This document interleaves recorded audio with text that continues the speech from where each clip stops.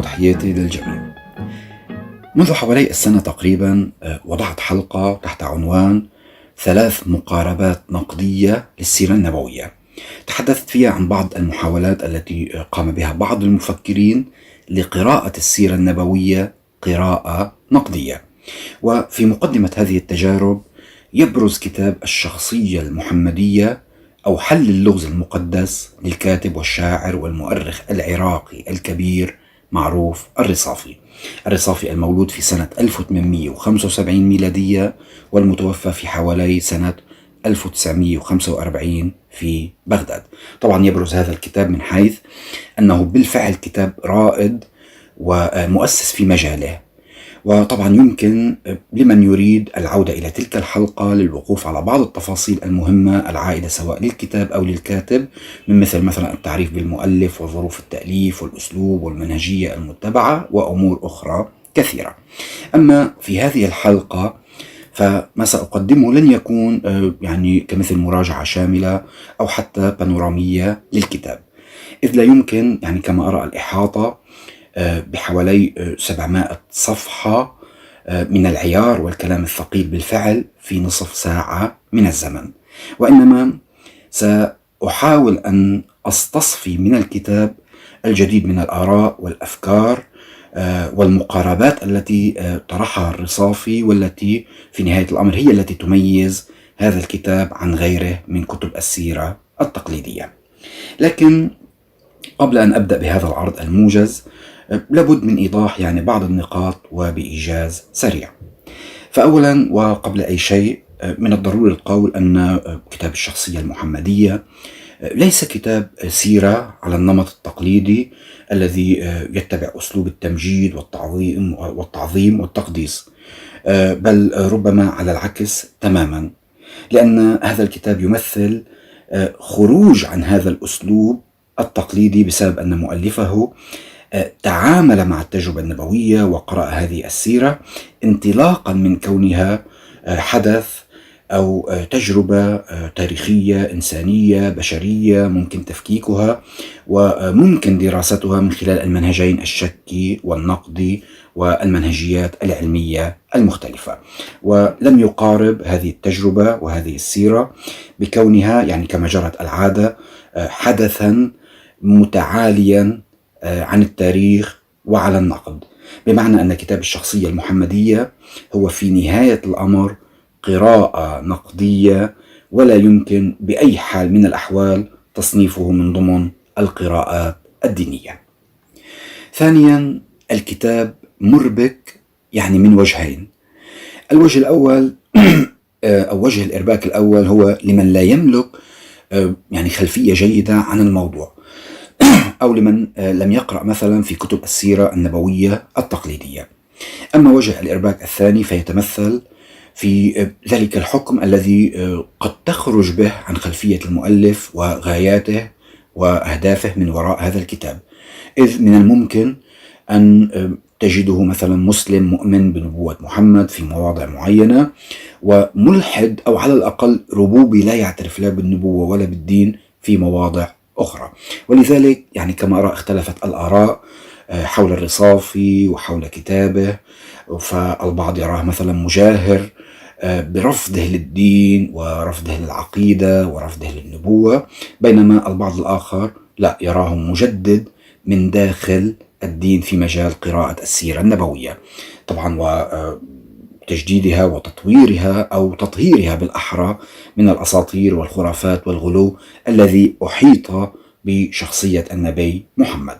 طبعا على أن هناك رأي ثالث مختلف يذهب للقول بأن هذا الغير مألوف الموجود في الكتاب سببه الحقيقي هو إيمان الرصافي بعقيدة وحدة الوجود الصوفية التي أثرت في نهاية الأمر على مقاربته لبعض القضايا كمثل مسألة الوحي التي سنرى أن الرصافي يرفضها، معتبرا بالمقابل أن محمد لم يتوصل إلى رسالة الإسلام من خلال الوحي، وإنما بواسطة الإلهام الناجم عن تجربة روحية مكنته من الاتحاد مع السر الإلهي الكوني، وبالتالي يعني استلهم هذه الرسالة الإسلامية، ولم يتم الأمر كما قلنا من خلال وحي نازل من السماء أو من عند الله.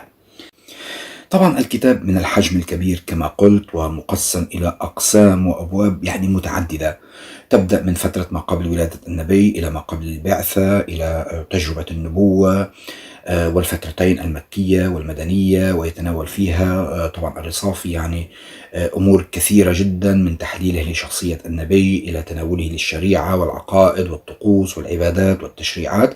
وبدون أدنى شك هناك قسم خاص للحديث عن القرآن الكريم وبشكل موسع. لذلك وكما ذكرت في البداية، فسأركز في عرضي على الجديد المختلف الذي أتى به الرصافي، وسأحاول أن أخذ يعني من كل قسم مثال على خروجه هذا عن حدود الكتابة التقليدية ذات الطابع الاستنساخي التمجيدي التبجيلي.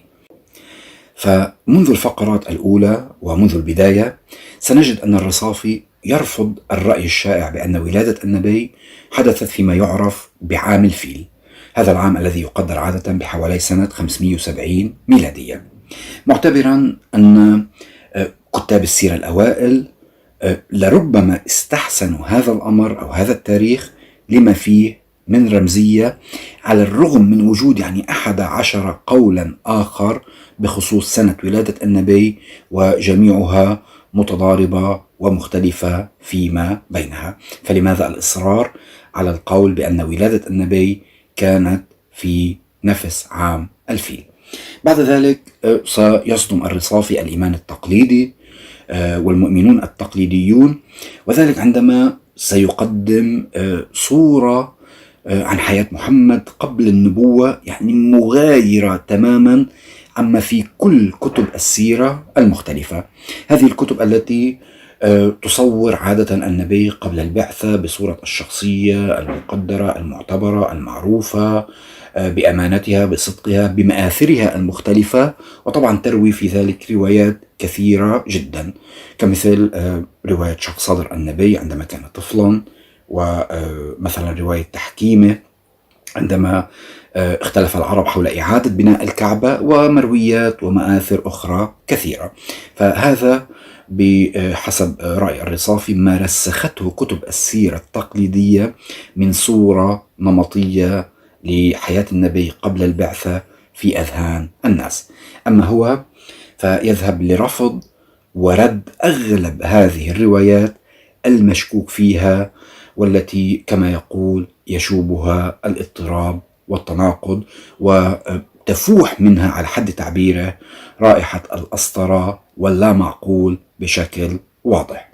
وطبعا يعلل شكه هذا على دراسة أجراها بيّنت له أن أغلب هذه الروايات وضعت بعد وفاة النبي وبوقت طويل جدا، وأن أغلب كتاب السيرة تناقلوها ونسخوها عن بعضهم البعض دونما تمحيص أو دراية. لينتهي الرصافي في هذه الفقرة أو في هذه الجزئية للقول بأن محمدا كان قبل البعثة إنسانا عاديا جدا، يعني كمثل غيره من البشر، بل تبين معه كما يقول أن محمد كان قبل النبوة خامل الذكر على حد تعبيره، يعني بشكل دقيق، يعني كان غير مشهور ولا معروف، وأنه كما يقول لم يكن قبل النبوة عند العرب من عظماء الرجال الذين يشار إليهم أو عليهم أو إليهم بالبنان. وبرأي الرصافي أن الشيء الوحيد الذي يستحق الوقوف عنده ودراسته في حياة محمد قبل النبوة هي أسفاره، لأنها قد يعني تكشف لنا تفاصيل وأمور مهمة جدا عن حياته في هذه الفترة، فترة ما قبل البعثة. ولكن الأمر دونه صعوبات جمة، لأن أسفار النبي كما يقول هي الأخرى غامضة كغموض كل فترة حياته قبل البعثة. وهنا سنرى أن الرصافي سيلمح إلى أن هناك طمس أو إخفاء متعمد لتفاصيل حياة النبي قبل البعثة، ولتفاصيل أسفاره، وإنقاص متعمد أيضا لعدد هذه الرحلات التي تقدر عادة في كتب السيرة ب7 قام بها النبي طبعا خارج مكة وتحديدا إلى اليمن والشام. ويلمح بعد ذلك إلى أنه لربما هذا الإنقاص لعدد الرحلات وهذا الطمس لتفاصيلها هو من أجل إخفاء حقيقة احتكاك النبي واطلاعه بشكل كبير وموسع على ثقافات وأديان تلك البلاد، وخاصة على الديانتين المسيحية واليهودية. أما عفوا فيما خص تجربة النبوة المباشرة ونزول الوحي على النبي، فهنا سيعمد الرصافي إلى تحليل هذه التجربة، تجربة نزول الوحي والأعراض المرافقة لها، من زاوية سيكولوجية بحتة. فيقول: وإذا أمعنا النظر جيدا في أعراضها، يقصد تجربة الوحي، والتي هي الرعدة يعني الارتجاف والاهتزاز، وشبه الإغماء، وتدبر الوجه يعني عبوسه، واحمرار العينين، والغطيط كغطيط البكر يعني الصوت الأشبه بالشخير، وتحدر العرق من الجبين، علمنا أنها ليست إلا حالة كحالة المصروع، لأن هذه الأعراض ليست إلا من أعراض الصرع، وأن كل من به صرع يحدث له ذلك. فواضح الرصافي يعتبر أن ما تناقلته كتب السيرة عن حال النبي عند نزول الوحي عليه تكاد تكون مطابقة تماما لأعراض مرض الصرع، وبذلك فهو بشكل أو بآخر ينفي أو يشكك مسألة تلقي النبي لوحي من السماء. وكما ذكرت سابقا، فالرصافي ربما أميل إلى القول بأن النبي استلهم الرسالة ولم يتلقاها كوحي عبر وسيط من الملائكة. طيب، قضية أخرى يرفضها الرصافي أيضا، وهي القول بأمية النبي، أي أنه يعني كما هو شائع لا يجيد القراءة والكتابة. فيرفض الرصافي هذا الرأي أو هذا القول، معتبرا أن محمد لم يكن فقط يجيد القراءة والكتابة، بل كان شخصية مثقفة ومطلعة بشكل كبير، وهذا ما تؤكده معرفته الواسعة بأخبار الأمم والشعوب وثقافاتها وأديانها، وهذا ما يؤكده أيضا الحديث النبوي الذي هو تجسيد لكلام وثقافة وفكر محمد نفسه، وليس كلام القرآن الموحى أو الملهم. كما أنه في نفس السياق يرفض التفسير الشائع لكلمة الأميين المذكورة في القرآن، والتي تفسر على أنها تعني الجهل بالقراءة والكتابة، ويعمد بالمقابل كما سنرى إلى تأويل لغوي آخر لهذه الكلمة، بحيث تصبح تشير إلى الأمة التي لا نبي لها ولا كتاب. هؤلاء برأيه هم الأميين، كمثل العرب الذين لم يكن لهم نبي أو رسول ولم يكن عندهم كتاب. طبعا في مقابل الكتابيين، وهم الأمم التي لديها أنبياء وكتب منزلة، كمثل المسيحيين واليهود. وطبعا يستشهد على صحة تأويله هذا بعدد من آيات القرآن، كمثل الآية التي تقول: هو الذي بعث في الأميين رسولا منهم يتلو عليهم آياته، طبعا إلى آخر الآية، ومعلقا عليها بالقول أنه من المعلوم والثابت أنه كان في قريش وكان في العرب يعني من يجيد القراءة والكتابة، وهذا يناقض أولا هذه الآية، ويناقض التفسير الشائع لكلمة الأميين بوصفها تشير أو تدل على من لا يجيد القراءة والكتابة. فهل كان أهل قريش كلهم أميين حتى يصفهم القرآن بهذه الصفة؟ ولذلك يعتبر أن لا، كلمة الأميين هي تدل على العرب بوصفهم أمة لم يكن لها رسول ولا كتاب، في مقابل الكتابيين الذين كان لديهم أنبياء وكان لديهم كتب. أما حول الدعوة الإسلامية التي قام بها النبي، فالرصافي يعتبرها دعوة محلية تختص بالعرب فقط دونا عن غيرهم، على الرغم من أن محمد كما يقول يعني بعد فتح مكة أراد أن يجعل من دعوته المحلية هذه دعوة عالمية، لكن الأساس أن دعوة النبي هي دعوة يعني كما يقال محلية أو وطنية. وطبعا هذا الرأي أيضا يخالف ما استقر في العقيدة أو ما استقر في الضمير نقل والعقل الإسلامي من عمومية وعالمية الدعوة والرسالة المحمدية في البدء والمنتهى. أيضا ومن ضمن نفس السياق يتحدث الرصافي عن أن الهدف الأكبر والغاية المثلى التي كان يسعى وراءها النبي من خلال عمله الدؤوب هذا لنشر الدعوة الإسلامية، هذه الغاية المثلى تتمثل في توحيد العرب والنهوض بهم والإعلاء من شأنهم. ويقول أن محمد قد أيقن أن هذا الهدف لن يكتب له النجاح إلا من خلال تحشيد العرب خلف راية واحدة وقيادة موحدة كان يراهما يعني يتمثلان في الإسلام كدين وعقيدة، وفي شخصه كقائد ومرشد. ولذلك عمد النبي إلى عدة أساليب وطرق ووسائل مساعدة، منها مثلا أنه عقد ذلك القران ما بين اسمه واسم الله من خلال الشهادتين، على الرغم من أن شهادة التوحيد لله الشهادة الأولى تعتبر كافية للخروج من عبادة الأصنام والأوثان إلى عبادة الله الواحد الأحد، إلا أن النبي لا أضاف شهادة ثانية يذكر فيها اسمه بعد اسم الله، وجعلها واجبة وملزمة لاعتناق الإسلام لترسيخ الإسلام كدين وترسيخه كقائد وكملهم وكمرشد. أيضا في سبيل هذا الهدف لجأ النبي كما يذكر الرصافي إلى أساليب أخرى كما قلت لحشد الناس وكسب ولائهم وشحذ لنقل هممهم ويعني تكتلهم من خلفه، منها مثلا وعدهم بحياة خالدة بعد الموت، وعدهم بسعادة أبدية في الجنة التي تفنن النبي في وصف جمالها ونعيمها وما تحويه من ملذات ووسائل راحة وترفيه ومتعة. هذا الوصف الذي يعتبره الرصافي من إبداع مخيلة النبي يعني لا أكثر ولا أقل. وذلك عندما نراه يقول في إحدى الفقرات: ولا ريب في أن الجنة التي وصفها محمد بكل تلك الأوصاف الباهرة إنما هي من بنات خياله الواسع، لأنها بهذا الشكل المبهج العجيب غير مذكورة لا في التوراة ولا في الإنجيل. أما إذا انتقلنا إلى فقرة أو قسم القرآن الكريم، فكما قلت أفرد له الرصافي يعني حيز مهم داخل الكتاب، طبعا بوصفه النص الأساسي للدعوة الإسلامية، فضلا عن كونه كما هو معروف معجزة النبي محمد الأساسية.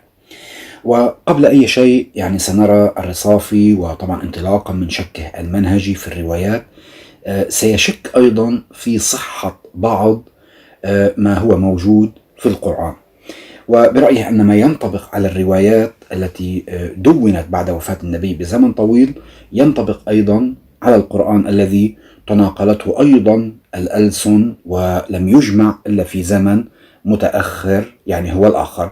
وبالتالي كما يرى الرصافي طبعا أنه لم يخلو القرآن أيضا مما وقع في الرواية من زيادة ونقص وتغير وتبديل، خاصة مع تأخر جمعه كما حدث مع الروايات مع تأخر تدوينها، وخاصة أيضا مع تعدد القراءات له وتعدد الأفهام. بعد ذلك وفي موقف لافت يعود الرصافي لنقل لصدم الإيمان التقليدي الذي يؤمن بأن القرآن هو كلام الله المنزل، وذلك عندما اعتبر أن محمد ألهم القرآن بروحيته وبمعانيه العامة أو بفكرته العامة، لكن كلمات القرآن وجمله وأسلوبه وصياغته ما هي إلا من صنع محمد وإبداعه الشخصي، مشيرا هنا إلى تلك الشخصية الذكية التي كان عليها محمد وتلك الفكرة الرائعة التي اختمرت في عقله بعدما ألهم القرآن بأن أتى بهذا القرآن بصياغة لا هي من الشعر المنظوم الذي يردد ويغنى كشعر المتألهين، ولا هي من الكلام المسجوع كمثل كلام الكهان الذي كان شائعا في فترة الجاهلية، بل صاغ محمد القرآن كما يقول الرصافي بطريقة عبقرية، فجعله كلام يعني يحث على أن يقرأ، أو يحث القارئ على أن يقرأه وعلى أن يحفظه، وأتى به يعني مخالفا لكل الطرق النظمية يعني بين قوسين التي كانت موجودة آنذاك. أما حول إعجاز القرآن وكونه معجز، فهنا سنرى أن الرصافي يعني سيعلنها وبشكل واضح ودون ما أي مواربة. فالقرآن من وجهة نظره ليس بمعجز بأي وجه من وجوهه، وممكن حتى برأيه إثبات هذا الأمر، لكن المشكلة كما يقول تكمن في أن المسلمين لن يقبلوا أي حجة أو برهان أو مثال على عدم إعجاز القرآن، طبعا رادا هذا التعنت إلى عدة عوامل، منها مثلا ترسخ مفهوم الإعجاز ومنذ القدم في أذهان المسلمين، ومنها أيضا وصف القرآن لنفسه بأنه معجز، والمسلمين يعتقدون بأن القرآن هو كلام الله وبأنه صحيح، وبالتالي عندما يصف نفسه بالمعجز فلا بد أن يكون كذلك، وهذا ما ترسخ في العقل الإسلامي. طبعا إلى جملة من الأمور والأسباب الأخرى التي يخبرنا عنها الرصافي يعني في الفقرة التالية، لا بأس من قراءتها. فيقول في هذه الفقرة حول أمر إعجاز القرآن وأسباب تعنت المسلمين بالقول بالإعجاز، يقول: لا ريب أن الإنسان إذا تكلم في أمر ديني يؤمن ويعتقد به كان منحازا إليه في كل ما يقوله عنه، وكان إيمانه به حجابا دون كل ما خالفه، ولذا تراهم يقصد المسلمون جعلوا فيه يقصد القرآن ذروة البلاغة والفصاحة، واتخذوه المقياس الأعلى الذي تقاس به درجات البلاغة، فلا يرون له عيبا ولا يسمعون عليه من خصومهم حجة ولا يقبلون منهم برهانا.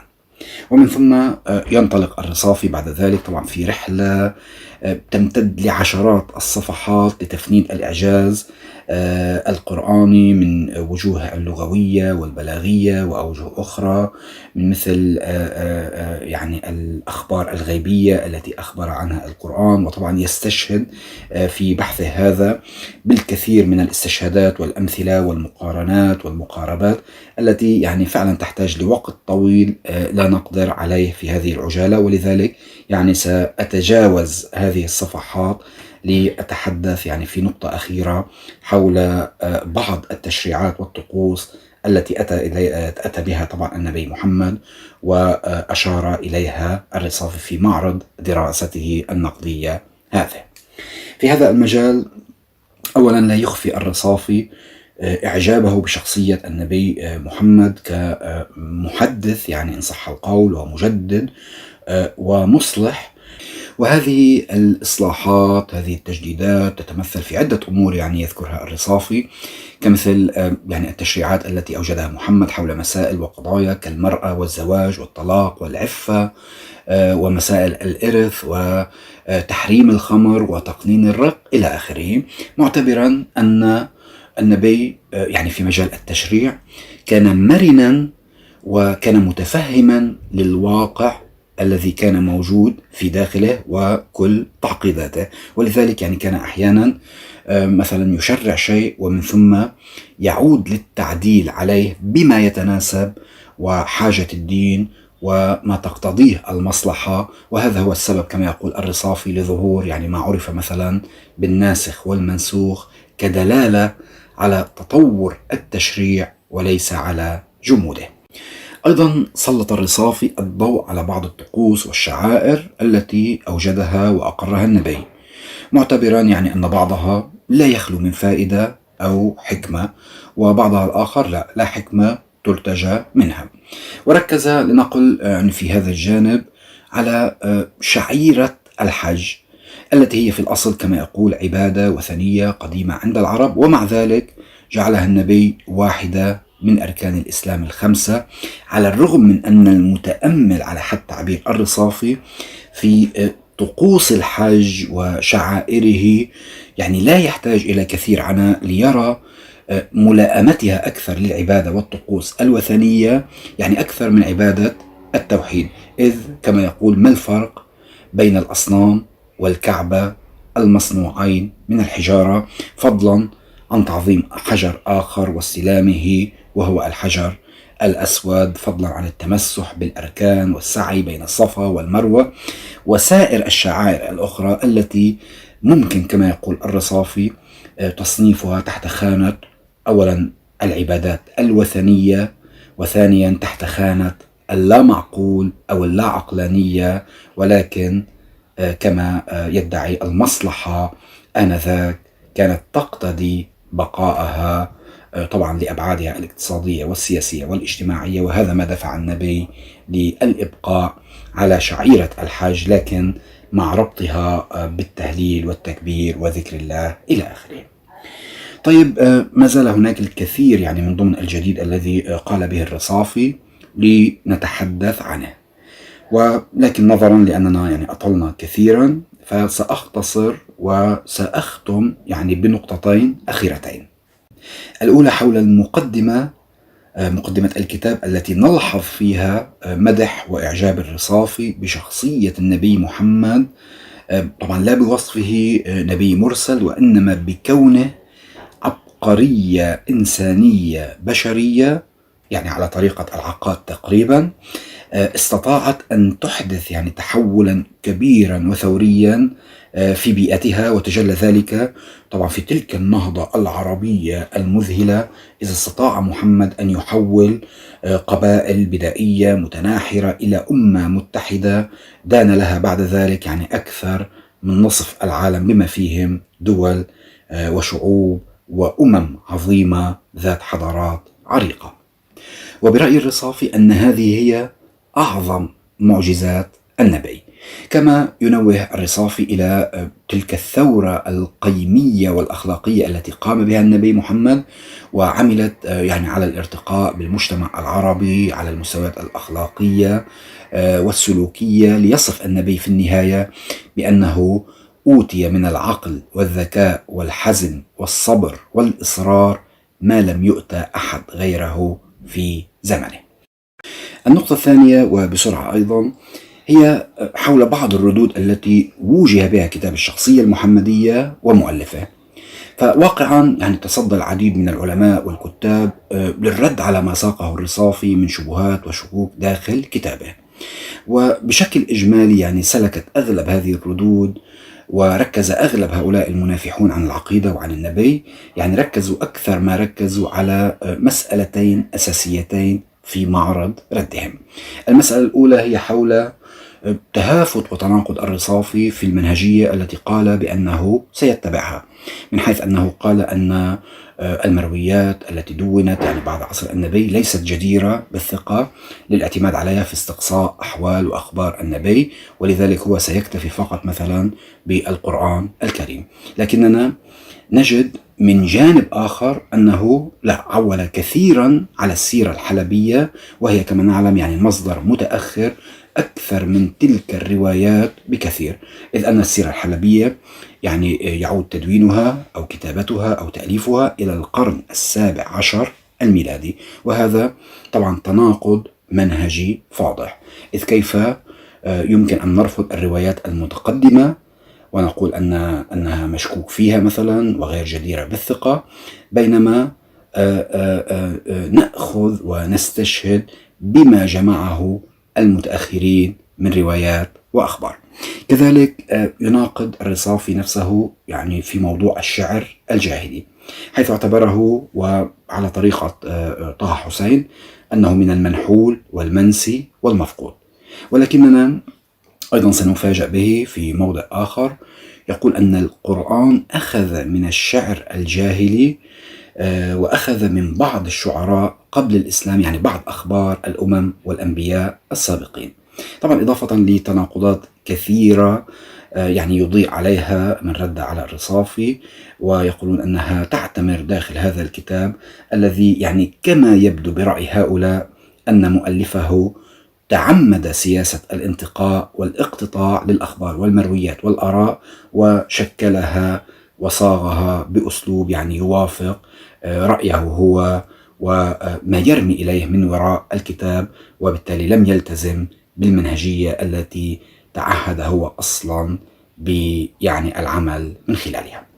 أما المسألة الثانية التي ركز عليها هؤلاء الذين ردوا أو ركزت عليها الردود، هي مسألة أثر الاستشراق الواضح كما يقولون في كتاب الرصافي.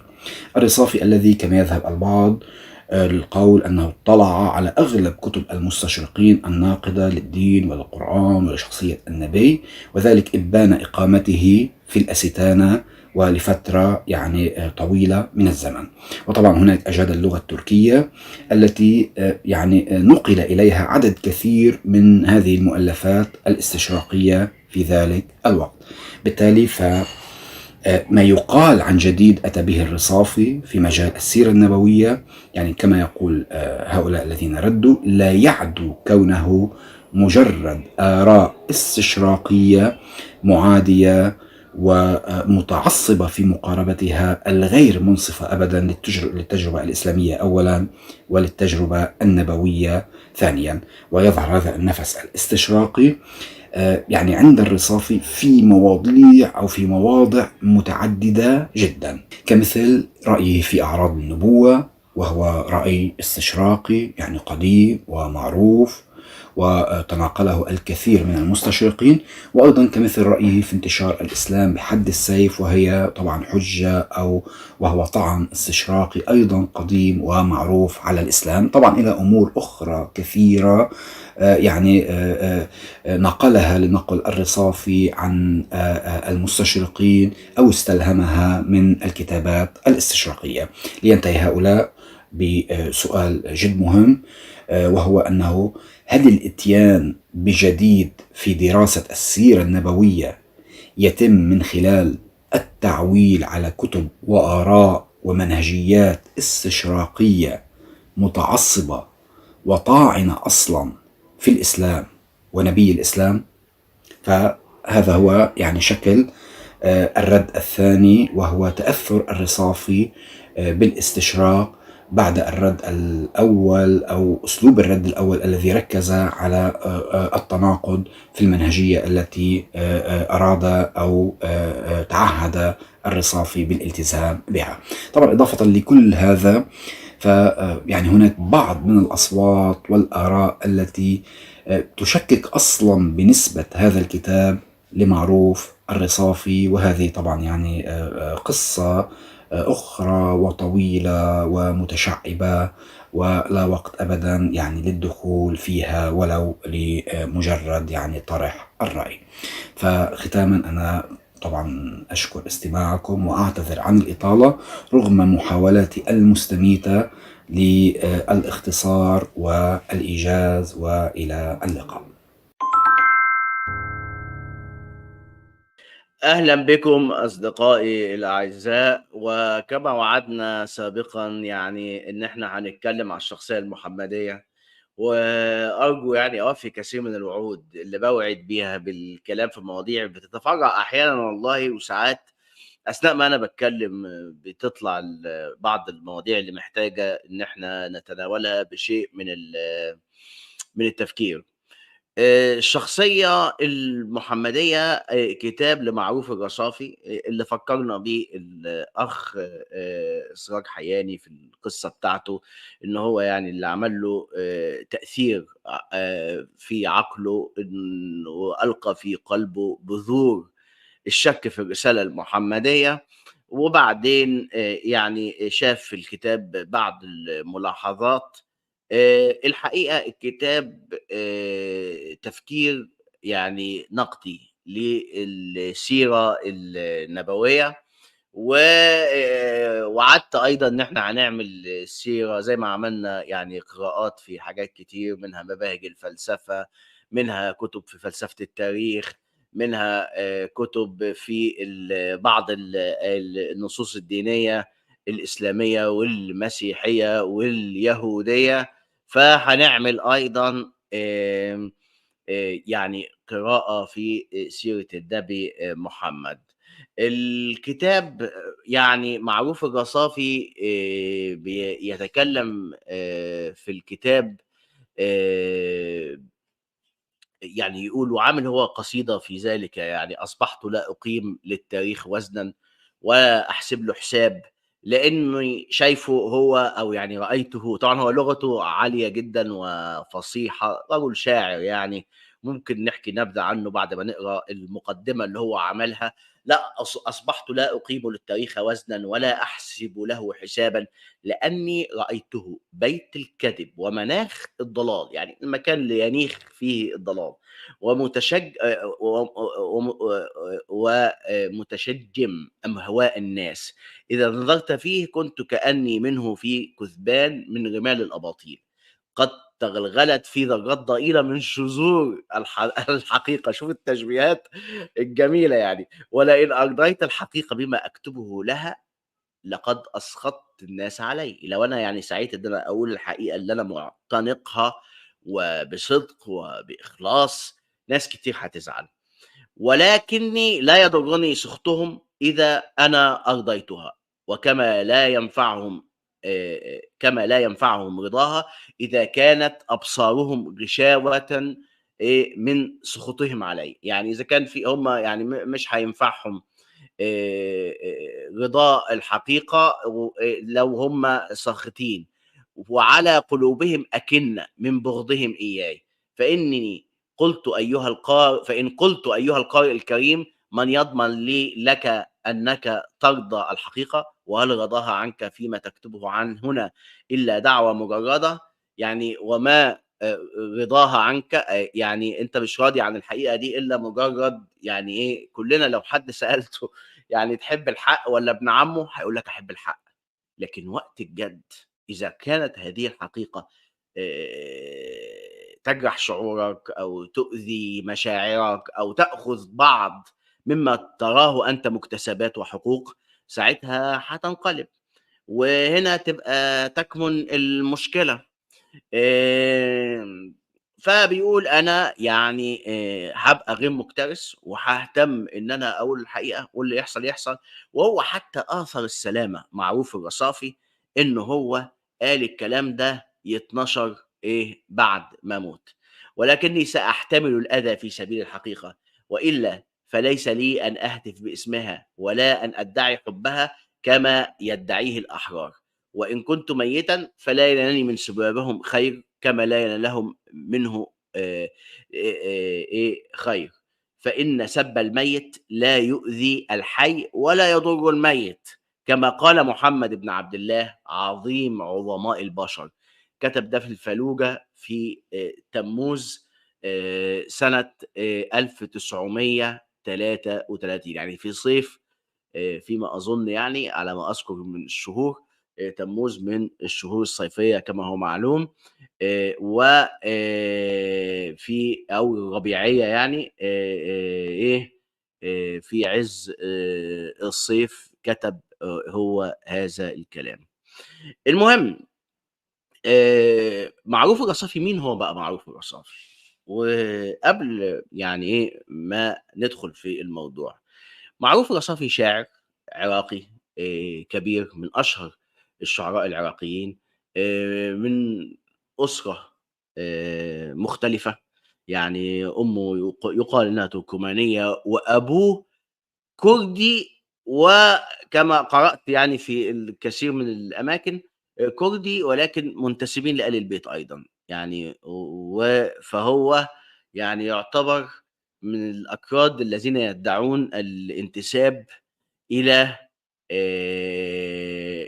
الأسرة المحمدية، فهو حفيد الشخصية المحمدية فعليًا. ويعني طبعًا راجل شارك بالسياسة، كان لا يخشى لومة لائم، وسَأَم العمل السياسي في العراق، وقابل الملك فيصل، وكان له مواقف كتير، مش هنتكلم على يعني حياته السياسية، ممكن واحد عراقي يتكلم عنها، يعني يكون مختص بالشأن العراقي يحكي معروف الرصافي السياسي والشاعر أحسن مني، لكن إحنا هنتكلم عليه معروف الرصافي وعلاقته بالدين وعلاقته بجده، أو يعني بين قوسين يعني كما يزعم أنه جده اللي هو النبي محمد أو الشخصية المحمدية، والتي بدأت منذ نعومة أظافره، بل يقال إن الذي سماه الرصافي، والرصافة ده منطقة في بغداد، واللي سماه الرصافي يقال إن هو الشيخ الألوسي، أحد كبار علماء العراق وشيخ من كبار المفسرين للقرآن، وبدأ حياته إن هو يعرف باسم الشيخ معروف الرصافي قبل ما يبقى الشاعر أو الكاتب أو السياسي.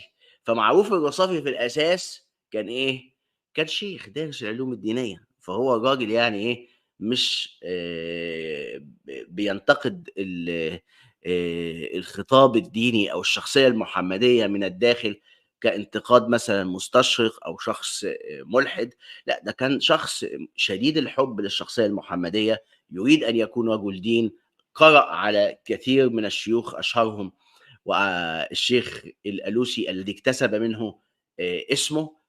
معروف الرصافي بعد كده بيزهق من العراق ومشاكل العراق، بيروح يعيش شوية في تركيا، بيتعرّف على عالم آخر، طبعًا كانت أياميها في تركيا في أوائل القرن العشرين وأواخر القرن ال19، كان الحركات القومية والحركات العلمانية التركية اللي أنجبت بعد كده مصطفى كمال أتاتورك، كانت هذه الحركات موجودة في أوجها ويعني وأشدها، فأكيد اتصل بيهم، وهو يعني قريت إنه كمان أيضًا يعني تعلّم اللغة التركية، أكيد ده أثّر في تكوينه بعد تكوينه الديني وتكوينه العراقي الوطني، يعني تأثّر بالدولة العثمانية والتي كانت تحتضر، وكان يرى هذا الاحتضار ويرى هذا الاختصام بين التيارات المختلفة داخل الدولة العثمانية. وبعد كده شهد الحرب العالمية الأولى وانهزام واندحار الدولة العثمانية، ثم سقوطها السقوط الذريع، وكان تأملاته يا ترى اللي إحنا ماشيين وراه ده كله في هذا الشرق وهذه الشخصية المحمدية ما لها وما عليها. يعني تكلم على الشخصية المحمدية ممكن زي العقاد، لما اتكلم على النبي محمد من وجهة نظر إن هو زعيم وشخص عبقري، عمل من القبائل العربية ما يسميه حتى الرصافي نفسه المعجزة الكبرى، ويسمي النبي محمد من عظماء البشر، لكن كان حكاية النبوة دي بيشك فيها شك كبير، والكتاب في هذا يعني إيه واضح جدًا من أول صفحة لآخر صفحة، حوالي 700 وشوية صفحة، أو كلّهم كام بالضبط أهو الكتاب قدّامي، 758 صفحة، واخدين بالكم؟ 758 صفحة، أغلبهم إيه، كل صفحة فيها علامات استفهام، فيها أسئلة، فيها انتقادات. يعني لو خلّيتوني ممكن أقول انتقاد بسيط للمعروف الرصافي. طبعًا أنا شُفنا سؤال بيقول لك اتأثّر بمناهج المستشرقين، أنا شايف ده يعني بعيد، أكيد المستشرقين وانتقادات الناس الخارجية يعني إيه، بتخلّي الواحد ممكن تجيب لك سؤال مش في دماغك، لإن أنت نشأت على جو معهود، ثقافة بابا وماما، الثقافة اللي هي الشائعة في المُقدّس مُقدّس والمُدنّس مُدنّس، ورثته يعني من أبوك أو من أبيك، عن جدّك، عن جد جدّك، عن الناس كلّها، فأصبح هذا شيء يعني مفروغ منّه. بينما لمّا واحد يبُص للصورة من برّه وينظر عليها من بعيد، ممكن يشوف ما لا تراه أنت ولا أنا حتى، حتى لو كان لدينا بعض من العقل النقدي والتفكير العقلاني، لكن دايمًا البعيد بيشوف أشياء لا يراها القريب، وأيضًا بس دي حاجة نقطة مهمة برضه، القريب أحيانًا يشوف ما لا يراه البعيد، فإحنا عايزين يحصل إيه، عشان نعرف نشوف رؤية جميلة، نشوف رؤية متكاملة. رؤية متكاملة ليس فيها الكره هو الأساس للنبي محمد، زي ما هو موجود عند بعض مراكز الدراسة ممكن تكون من أديان مختلفة أو إلحادية، فشايفين النبي محمد شيطان رجيم، ولا في نفس الوقت من المدارس الدينية التقليدية اللي هي بتقدس النبي محمد وتتناقض فيما بينها، بينما كل واحد بيقدس النبي محمد بنكهة مختلفة وشكل مختلف، حتى يكفر بعضهم بعضا ويدعي بعضهم بعضا أنه يعني صاحب الوصال بالنبي محمد أكثر من الباقين.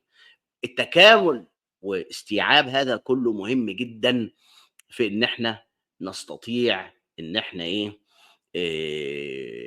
ننظر بشكل اعمق للشخصيه المحمديه، الشخصيه اللي هي اثرت فينا كلنا. يعني ما فيش حد بيتكلم بهذا اللسان العربي في، يعني حتى مش هقول لك من محيط الخليج ككلمات المعتاده، لكن لا، من اليابان حتى الارجنتين، حتى من اليابان للارجنتين ما هتلاقي حد إلا وهو بالذات من المتحدثين باللغة العربية أو المعتنقين للدين الإسلامي، بل حتى أزعم وأقول غير المؤمنين بالإسلام وغير متحدثين بالعربية، أثّر في حياتهم بشكل أو بآخر. إحنا طبعًا في حياتنا اتأثّر بشكل أكبر كثيرًا يعني، لكن الأباعد تأثّر، الأباعد البُعد المكاني، ما أقصدش البُعد الإنساني، يعني كل البني آدم هم أهالينا وحبايبنا من أول اليابان لغاية الأرجنتين. ف ال يعني نرجو أن الجميع يفهم هذا. ف ال اللي هو النبي محمد أثّر في حياة هذا الكوكب، يعني حتى لمّا عمل الجدع اللي اسمه مايكل هارت الأكثر مؤثرين في التاريخ الإنساني، كان أولهم النبي محمد. وطبعًا هناك يعني هو طبعًا الكتاب ترجمه أنيس منصور، وترجمه ترجمة فيها يعني دغدغة للمشاعر العربية، وسماه العظماء 100 وأعظمهم محمد عليه الصلاة والسلام، أو شيء من هذا نحو هذا هو العنوان. ف اللي أنا عايز أقوله إن إن لا خلاف، لا عندي ولا عند العقاد ولا عند مايكل هارت ولا عند معروف الرصافي، الرجل الذي هو يعني حفيد النبي محمد ادعاءً، وهو في الحقيقة معنويًا حفيد ابن الراوندي وأبو بكر الرازي حقيقةً. يعني بالانتساب الفكري وليس بالانتساب النسب ده الله أعلم بيه، يعني كله 90% منه أونطة. المهم الراجل معروف الرصافي عمل الكتاب. أنا مأخذي على الكتاب مش حكاية المستشرقين، اللي ما يتأثّرش بالرؤى الاستشراقية ويشتبك معها، سواء كان ينتقدها أو يعتنق بعضها أو يعدّلها، هو شخص مُختل. يعني إحنا عايشين في عالم واحد، لابد إن إحنا نتفاعل مع هذا. لكن النقد اللي هو يعني بعد ما قال التاريخ مناخ الكذب وكثبان من الرملية فيها شذور من الحقائق أو بحاجات بسيطة من الحقائق، يعني كثبان رملية ضخمة فيها يا دوبك بذور بسيطة من الحقائق إحنا بنحاول نطلعها من التاريخ. وفيدي عنده حق طبعًا، بس ياخد كتاب اللي هو جدع مات من 300، 400 سنة، اللي هو السيرة الحلبية بتاعة واحد أحد علماء بلاد الشام، اسمه يعني علماء الدين طبعًا مش علماء حقيقيين، العلماء يعني كما يسموا بالدين، اللي يعني أحد اللي هو بيسموه يعني بلغة رجال الدين حاطب ليل، يعني بيحط المعلومات كلها على بعضها بدون تدقيق والنقد أو تمحيص. كتاب السيرة الحلبية هو استخدمه كمصدر أساسي، ومع ابن هشام. أنا كنت أحب إن هو كان يكتفي بابن هشام أو ابن إسحاق أو البخاري، بحيث العمل كان هيكون أقوى. أقوى في إيه؟ لإن أنت لمّا بتكلّم أي شخص وعايز تنتقد له القصص اللي عنده، لابد تكون هذه القصص مُعتمدة عنده أو عند أغلبه على الأقل. فمن المهم بمكان وده اللي هاحاول يعني العبد الفقيه يعمله، هنقرا كتاب، هنختار كتاب من كتب السيرة، ابن هشام، أو في كتاب له تهذيب بحيث اختصار يعني للقصص المكررة، وسنذكر غير المكرر إذا يعني لزم الأمر. أنا يعني قرأنا الاتنين، تهذيب ابن هشام عند عبد السلام هارون، وفي كتاب المباركفوري كمان من الكتب بس مختصر زيادة عن اللزوم، وفي رؤية تمجيدية أقل من الموجودة عند ابن إسحاق وابن هشام، وممكن نقول ده في وقتها لمّا نعمل مقارنات بين كُتب التي حكت الحدوتة بتاعة حياة النبي محمد. الراجل معروف الرصافي باتخاذه السيرة الحلبية أحد المصادر، فدخلنا في قصص كتير يعني ما عليها علامات استفهام وغير مقبولة، مثلًا زي إن النبي محمد سكّر لأنه غير معروف وغير مشهور في الجزيرة العربية ولا في قريش وليس له مكانة، حتى يدعي يعني يعني معروف الرصافي بكذب القصة اللي بتقول إن هم حكّموه وهو شاب عنده 20 سنة قبل حتى ما يتجوّز خديجة، إن هو اللي يحكم بين القبائل لمّا اقتتلت مين اللي ينقل الحجر الأسود بعد ما جه طوفان أو سيل، زي السيل اللي جه كده لإخواننا في ليبيا. وكسّر الكعبة جاب عليها وطيها. حصل المبنى اتدمّر بسبب هذا السيل، فقالوا إيه، إن إحنا وده عادي يعني الكعبة 20 مرّة اتهدِّت أو يعني عدد كبير من المرّات اتهدِّت بسبب إيه، السيول اللي بتيجي أحيانًا في مدينة مكة. فقالوا مين ينقله، فقال لك كذا وكذا، فبيقول يعني هذه القصة قصة مشكوك فيها، وهذه القصة أيضًا يعني لا يوجد عليها أدلة طبعًا أدلة تاريخية أصلًا ما فيش السيرة معظمها لا يوجد عليه أدلة تاريخية، أدلة تاريخية بعلم التاريخ الحديث، لكن أنا حتى بمنهج المحدثين اللي عملوه المحدثين، في حاجات كتير عليها علامة استفهام. ومن هنا لمّا هنيجي نقرا وهو حتى عبد معروف الرصافي وهو بيقرا بيحاول يعني إيه، ما يقبلش الرواية كلّها، ينتقد بعضها ويأخذ بعضها. إحنا يعني مع بعض في الصالون وإحنا بنقرا السيرة المحمدية هنشوف الإيه، المقبول، لإن ده اللي إحنا عايزين نناقشه، المقبول في العقل الديني، المقبول في العقل الديني، والعقل الديني نوعين، عقل شائع شعبي وده محتاجين نناقشه أيضًا، وعقل الناس اللي بيقولوا إن إحنا يعني إيه، مهتمين بالتصحيح والتضعيف، وطبعًا في عقل تالت يعني العقل الإصلاحي اللي إيه، اللي بيرفض كثير من القصص لازم نشير إليه، فإحنا وإحنا هنحكي السيرة يعني ودي تعتبر يعني زي مقدمة كده في اللي هنعمله، وشكر للأستاذ الكبير معروف الرصافي إن هو فتّح عينينا، لعله هو أول واحد في التاريخ الإسلامي يستعرض السيرة النبوية من الجلدة للجلدة بأسلوب نقدي، تختلف أو تتفق معاه دي نقطة ثانوية. لكن ده أول واحد يعني في انتقادات قبل كده، يعني وفي حتى ناس أنكروا نبوة محمد كتير في الحضارة العربية الإسلامية، ذكرنا الكثيرين منهم، وذكر قبلنا الدكتور عبد الرحمن بدوي في كتابه تاريخ الإلحاد في الإسلام، وعرضناه في صالوننا الجميل. ف يعني في عشرات، ابن الراوندي، في الرازي، أبو بكر الرازي، في انتقادات حتى عند رجال الدين للأفكار الدينية، زي مثلًا الرازي، فخر الدين الرازي في كتابه روح المعاني، روح المعاني للألوسي، كتاب مفاتيح الغيب عفوًا، وآخرين هتلاقيهم انتقدوا العقل الديني بشكل أو بآخر، وهذا يُستفاد منه جدًا في تحليل الحدوتة بتاعة الشخصية المحمدية. معروف الرصافي ليس رجل يعني في اللغة ضليع في قواعد اللغة العربية، يعني شاعر فحم كبير، يعني يمكن جبت لكم بيت شعر عجبني جدًا له، فينك يا عم الرصافي؟ آه، وفي معنى جميل، إذا كان في الأوطان الناس غاية فحرية الأفكار غايتها الكبرى إذا لم يعش حرًا بموطنه الفتى، طبعًا باكسر الشعر معلش اسمحوا لنا، إذا لم يعش بموطنه الفتى فسَمّ الفتى ميتًا وموطنه قبرًا، يعني بيقول بالبلدي كده الغاية من وجود الأوطان ومن وجودنا في الحياة دي هي الحرية الإنسانية. يعني عشان كده لمّا بيسألوني أنا والله أنا راجل طائر حُر، مفكّر حُر، مُحِب للإنسانية كلّها بلا قيد أو شرط اللهم إلا شرطان، يعني شرط الناس اللي بتكره وتحُض على الكراهية والناس اللي بت بت تمارس العنف وتحُض عليه، بس شرطين بسيطين جدًا، السفالة والكراهية والعنف مرفوض، بعد كده الناس كلها خير وبركة.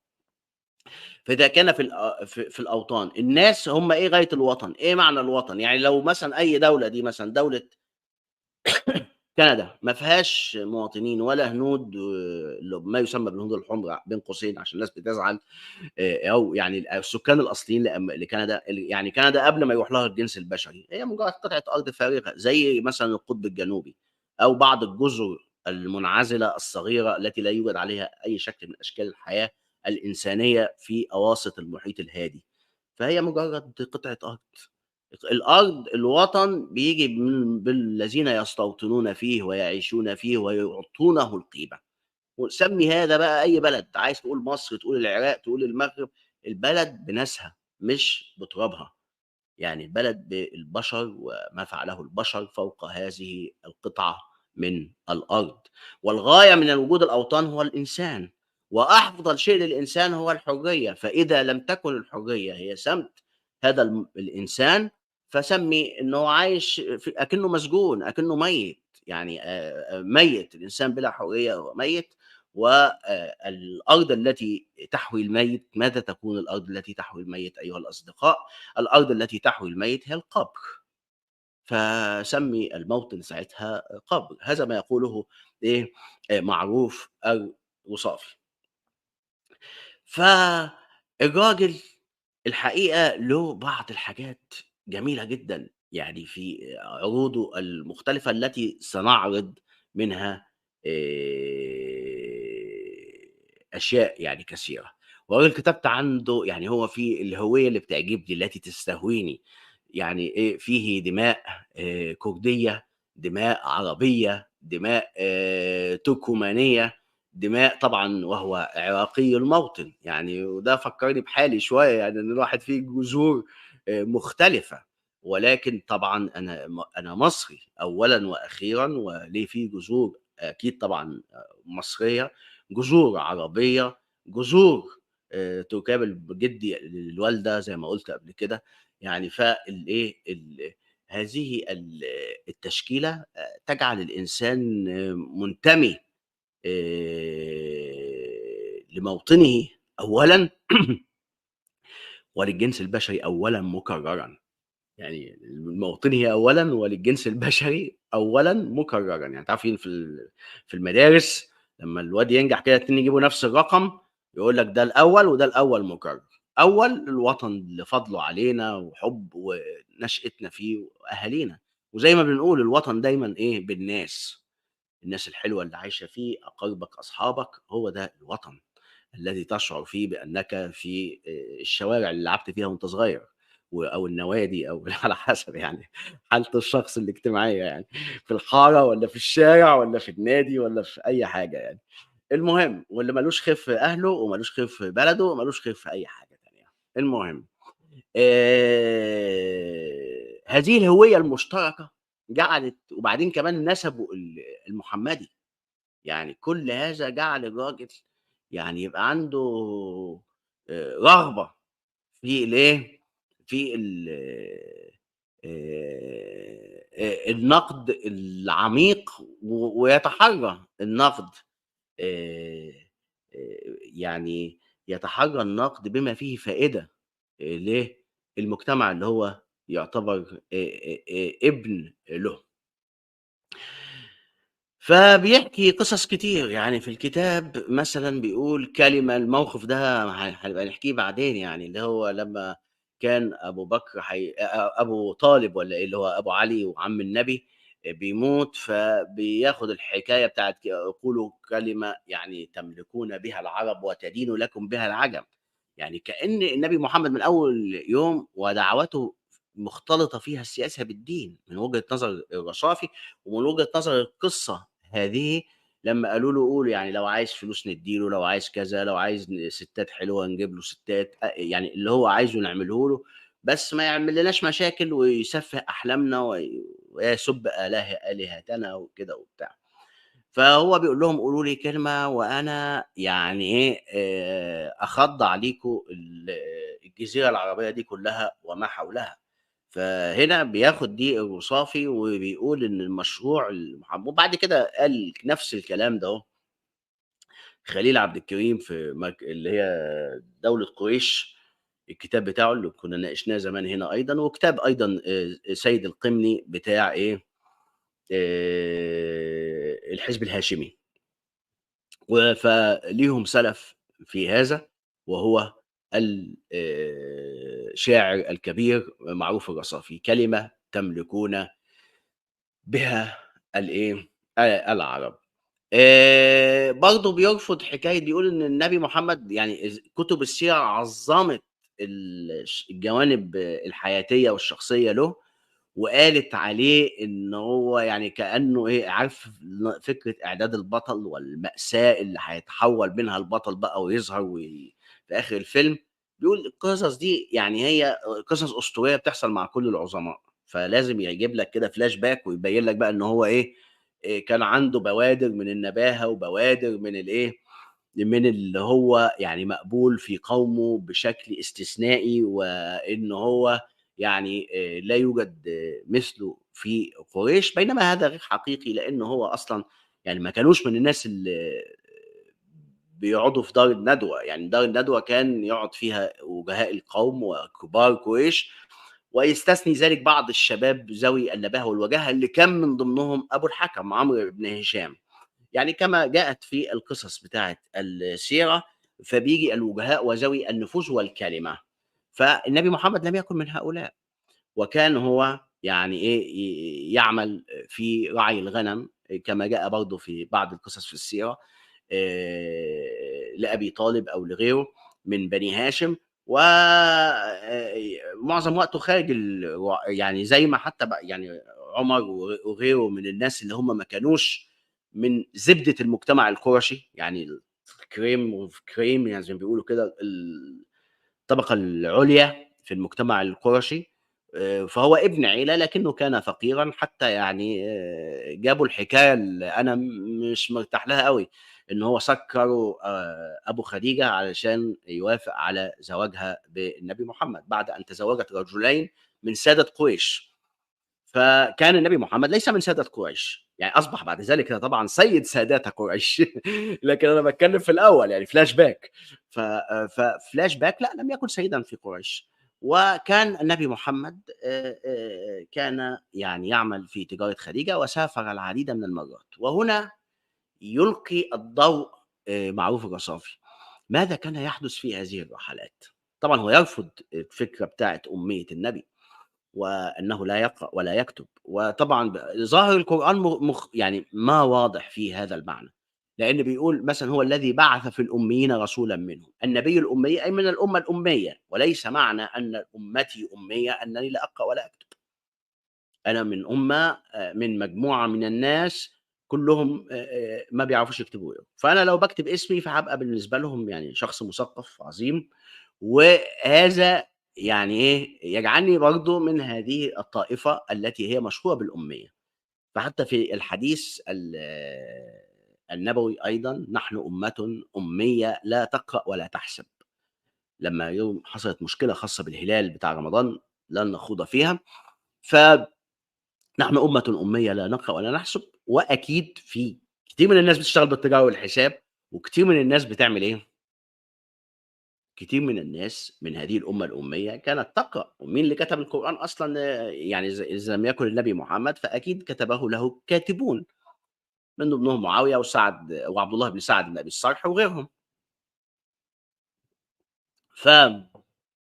فالقراءة والكتابة كانت موجودة لكن بنسبة ضئيلة، ممكن نقول 1% والّا أقل. ف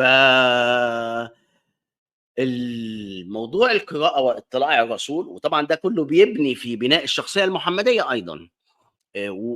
وإن النبي محمد في رحلاته دي أكيد كشخص يعني مهتم بالأديان، بدليل إنه كان بيروح دار حراء غار حراء وبيتحنّث كما يتحنّث الأحناف بيعبد بالطريقة العبادة المشهورة عند طائفة الأحناف، كان متأثّر بيهم، وكان طبعًا صديق لورقة بن نوفل، عملنا محاضرة سابقة عن ورقة بن نوفل ودوره في بداية الوحي. فكان النبي محمد طبيعي جدًا يعني هيروح لمّا يروح بلاد الشام في أو الأماكن اللي راحها برضه ما فيش تحديدات إيه هي الأماكن اللي ذهب إليها النبي، قالوا إنه راح القدس، قالوا إنه راح بُصرة، قالوا حاجات بس تحديدًا ما نعرفش تفاصيل. وبعدين التجارة دي القوافل دي كانت زمان بتقعد بالشهرين 3. يعني شوف المسافة رايح والمسافة جاي وبيقعدوا هناك يخلّصوا التجارة، يبيعوا البضاعة اللي معاهم ويشتروا بضاعة مكانها ويرجعوا مرّة أخرى، ولو ممكن واحد حابب يقعد يُقال إنه ذهب إلى غزة أيضًا يعني، بس طبعًا ما فيش تأكيدات يعني كلّها، لكن كان بيذهب إلى بلاد الشام. فهذه الرحلة إلى بلاد الشام هل لم يتصل بالناس وخصوصًا كان سكانها يعني كثير منهم يعرفون العربية، الغساسنة. و كثير في الطريق كان من الرهبان يعني زي بحيرة الراهب، رغم إن القصص حواليه برضه المخيال الإسلامي مش مؤكدة بالتفاصيل، لكن هذا الغموض مش ممكن يكون النبي محمد اكتسب القصص التي حكاها بعد ذلك في القرآن، خصوصًا إن القرآن ما بدأش ينزل عليه إلا وهو فوق ال40 يعني بعد ما أتم 40 سنة. فيعني على الأقل 20 سَنة بيسافر وبيروح وبييجي، لو قُلنا إن بدأ السفر وطبعًا أنتم عارفين كان زمان الناس بتبدأ من أول يعني دوبك يشتد ساعده البلوغ، وكان من ضمن هذه الرحلات رحلة راح مع عمه اللي هو أبي طالب، مع عمه أبو طالب راح النبي محمد وزار، وبعد كده ممكن كان بيروح في تجارة خديجة بعد ما أتم ال25 سَنة بيروح لوحده. فكل هذا يفتح أمامه مصادر كثيرة ل المعرفة والاطلاع معرفة على الأقل حتى يعني إيه الشائع من يعني من قصص اليهود وقصص المسيحيين أو النصارى، وأيضًا القصص التي كان يحكيها الطوائف الدينية المختلفة عن المقدسات بتاعتهم. والآية بتاعة اللي هي ما كنت تدري ما الكتاب ولا الإيمان و وما فيش كتاب كنت بتخطه بإيديك. كل هذا الكلام الكتاب يعني الكتاب المقدس، إن هو ما كانش يعرف لغة الكتاب المقدس ولا بيقراه ولا بيكتبه، لأنه ما يعرفش اللغة العبرية أو اليونانية. ما حدش زعم ذلك على الأقل يعني. طبعًا برضه إيه، نحن في منطقة ضبابية في التاريخ. الذكاء بتاع معروف الرصافي إن هو عمل إيه، إن هو جاب القصة ممكن تكون يعني عذره في اختياره طبعًا لسيرة ابن هشام. سيرة ابن هشام هي كتاب السيرة المُعتمد، يعني أساسًا مع بعض النقد الحقيقة من رجال الدين خصوصًا يعني علماء الحديث. أمّا السيرة الحلبية فعليها نقود كتير، لكن عُذر معروف الرصافي إن هذا كان هو الكتاب الأشهر في التدريس وهو الأكثر يعني في جمع القصص من كل إيه، شذر مَذر من كل الأماكن. عُذر معروف الرصافي في اختياره هذا الكتاب، لأنه هو الكتاب اللي ممكن يكون كان سائغ ومنتشر في عصره. زي مثلًا إحنا ممكن ييجي بعدينا مثلًا أنا أختار مثلًا نقرا عليكم كتاب عبد السلام هارون أو كتاب ابن هشام أو غيره، ولإن هو الشائع والمعروف واللي بيُدرّس في المعاهد الدينية. بعد كده مثلًا واحد ييجي بعد 100 سنة، 200 سنة يلاقي في وضع مختلف فيختار، فيبقى يعذرنا ساعتها يعني زي ما إحنا بنعذر معروف الرصافي، يعني مش بنسلخ الراجل، الراجل اجتهد وجاب القصص وقراها بعقل نقدي، ودي هي النقطة المهمة جدًا عند إيه، عمنا معروف الرصافي، إن هو جاب القصص وإيه، و يعني حاول يحللها. قصة الكعبة في تفاصيل كتير حكاها يعني في الكتاب، وممكن وإحنا بنحكي في المستقبل نتكلم على الحجر الأسود والخرافات اللي عند العرب في إن الحجر الأسود جه منين وإزاي وبتاع ولقوه فين. كل هذه خرافات وهي قصص أيضًا إيه، لا يوجد عليها أدلة تاريخية البتة يعني. طبعًا يعني القصص كلها ما فيش فيها إيه، أي أدلة تاريخية. وإحنا علينا أنا وأنتم يعني إن إحنا نفرّق إن في القصة الحقيقية التي حصلت في الواقع والقصة الأسطورية، ونحن نبحث نتراوح عارفين اللي على المُرجحة كده، على الأرجوحة بين الإثنتين. القصة الحقيقية أحيانًا لا سبيل للوصول إليها، يعني حتى بالمناهج العلم التاريخ الحقيقي هو هتقول لك أجزاء وستغيب عنك أشياء، والقصة الأسطورية هي قصة عيون القداسة أو عيون الدناسة. التي تحكي القصة، فالتي تشوّهها أو يعني أو تجمّلها إلى حد التشويه أو تزدريها إلى حد أيضًا التشويه. فإحنا علينا نشوف اللي حصل إيه بجد ونحاول نفكّر فيه والمسألة صعبة، وعلشان كده دايمًا بنقول في التعامل مع العقل الديني إن أنت تاخد القصة اللي هو معتمدها. وتبتدي تفكّكها، بحيث تشوف النقاط الجيدة اللي فيها ممكن تستشهد بيها ولا بأس في ذلك أبدًا، وتاخد الأشياء لا أخلاقية اللي فيها وتنتقدها وتقول والله يعني لو نفيتموها عن دينكم لكان هذا أفضل وأحسن قيل.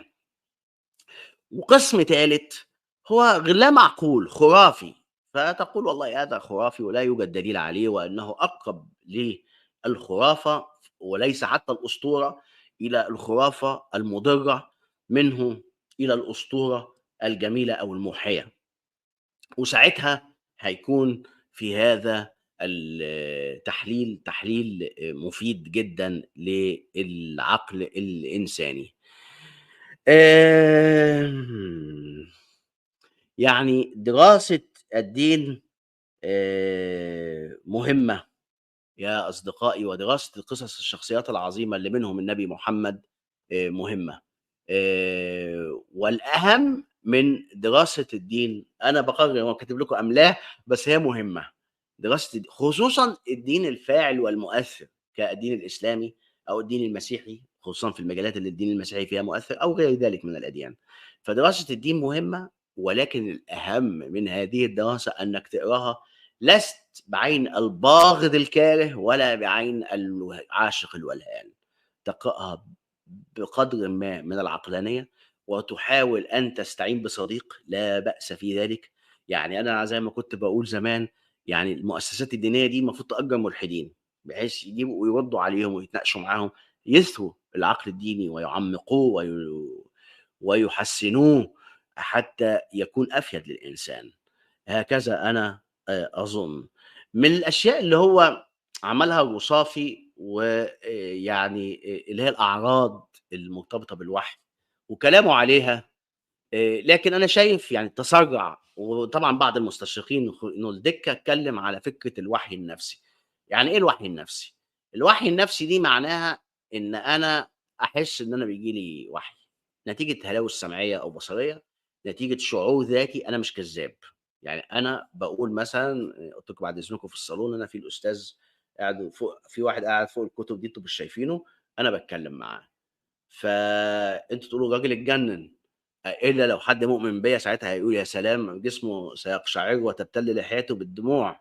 لكن أنا قاعد باتكلم مع الراجل باقول له: "أيوه يا أستاذ." وسايبكم بقى أنتم، فأنتم بقى مستمتعين. أقول له ده في مثلًا معانا الأخ هنا في الchat فلان ناز مثلًا والّا سام بيسأل عن كذا، أو عزيز ربوبي أهو شايف جبت الcomments بتاعتكم، فبيسألني عن كذا، فأنا أسأله وأكلمه وأعطيكم بقى إيه قفايا وباتكلم مع الراجل وسايبكم خالص.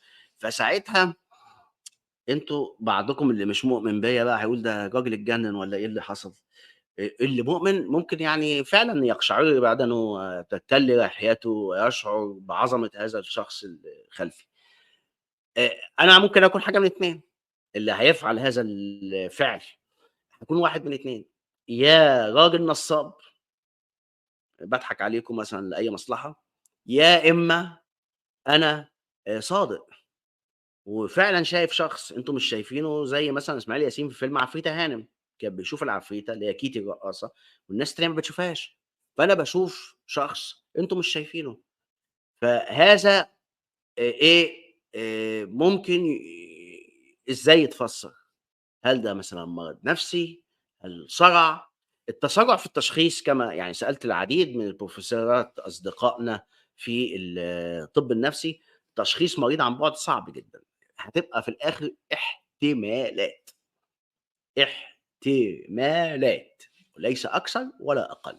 يعني أما الجزم بنوع المرض لا يستطيع طبيب نفسي فضلا عن شخص غير مختص زي فلان أو علان أو تلتان، زعيط أو نعيط أو نطاط الحيط. مش هيستطيع شخص البتة إنه يعمل إيه؟ يحدد آآ هل هذا أي شكل من أشكال يتفسّر إزاي وفقًا للسايكاتري أو السيكولوجي. طيب، محمد آآ عمل إيه؟ كانت ودي انتقادات عمنا معروف الرصافي. الراجل معروف الرصافي قال حاجة بصراحة وجيهة، وكانت تؤرقني وأنا أقرأ التراث. يعني ليه ربنا بيعمل كده في النبي؟ تطلع من بُقّه مثلًا يعني أشياء رغاوي يرتعد ويثقل جسمه ويتفصّد عرقًا، وحتى شبّهها البعض بأعراض الصرع أو الفص الصدغي أو ما شابه ذلك. فلماذا وأزيز النحل أو أزيز بيسموه إيه اللي هو صليل الجرس، يعني زي صوت كده يعني إيه عارفين زي مثلًا الكنائس في لمّا بتدُق يبقى كلّها مجتمعة كده حواليك، أو مثلًا يعني الدوشة اللي بيكون مثلًا أنت من سوء حظك ساكن جنب مثلًا 5 كنائس أو 5 جوامع، وكلّهم يتكلّموا في صعيدٍ واحد حتى تكاد لا تميّز الكلمات أو تميّز الأصوات كلّه، وتحس البيت بيترج أو أنت جسمك بيترج. ودي يمكن حاجة من سيكولوجية الأديان أيضًا وتأثيرها في العقل الإنساني. ما علينا. إحنا دلوقتي إزاي نفسّر ده؟ الراجل قال حاجة حلوة أوي معروف الرصافي، قال: "يا جماعة الخير." يعني المفروض الله سبحانه وتعالى لمّا يكلّم عبده ليه يعمل فيه كده؟ يعني الله يعني لمّا يكلّم العبد، لو هو العبد يعني زي المفعول به أو المستلقي أو المستقبل للرسالة الإلهية، لماذا تكون هذه الرسالة الإلهية غليظة أو ثقيلة بحيث إنها يعني حتى لو ثقيلة وغليظة في المعاني المفيدة للإنسانية، فهي المفروض تكون رقيقة في نزولها على قلب المؤمنين أو قلب المؤمن الأول، أو يعني الشخص اللي هو أصلًا مش مؤمن. يعني أنا وجهة نظري وقُلتها قبل كده: هل الأنبياء مؤمنون؟ الأنبياء غير مؤمنين. أنا ممكن أكون مؤمن أو غير مؤمن، أنت ممكن تكون مؤمن أو غير مؤمن، أنتِ ممكن تكوني مؤمنة أو غير مؤمنة.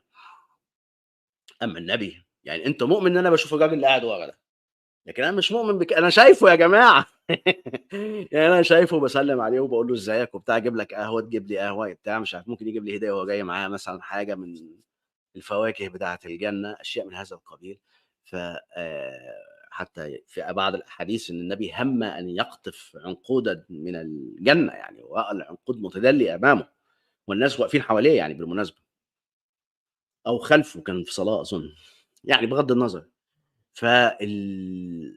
لماذا السؤال بقى اللي هو سيبك من موضوع الطب النفسي والصدع الصرع وكل الكلام ده، خلّي بتوع أطباء النفس ياكلوا عيش وهم اللي يتكلموا عن الحاجات دهيّة. وكنت يعني كان حصل حوار بيني وبين الدكتور عصام الخواجة في هذا الموضوع قبل ذلك على الهواء، موجود في القناة، اللي هو التجربة الدينية وعلاقتها بالطب النفسي، وفي حلقات بتاعة الشيزوفرينيا والذهان. ف ليه ربنا يعمل كده في النبي؟ ليه ما يكونش القول يعني إيه، سهل بمنتهى البساطة يتلقّاه، زي مثلًا ما أنت بتتلقّى الرسائل على الموبايل بتاعك، على الواتساب وعلى الماسنجر وعلى مش عارف إيه وإيه، من الapplications المختلفة، والفيسبوك ممكن نبعت لك، أكلمك على signal، تكلمني على مع بعض وما فيش يعني إيه ارتعاش يعني أو أزمة أو أي حاجة. ليه ما يكونش الوحي بهذا الشكل؟ وسؤال مشروع الحقيقة. وليه البهدلة يعني في هذا، وهذا الخالق العظيم للكون الفسيح، للمجرات، للكواكب، للنجوم، لماذا عندما يتكلم بإنسان ضعيف يعيش في الصحراء العربية يكلمه بما يستوعبه عقله بمنتهى البساطة. يعني علامة استفهام كده ونتركها، وممكن وإحنا بنقرا السيرة نبتدي نفكر مع بعض في هذا. برضه بيركّز خلال الكتاب معروف الرصافي بقى ومن خلال الغزوات وكذا على حكاية هل هو زعيم سياسي، غزوات وفرض للدين. فرض للدين يكون أحيانًا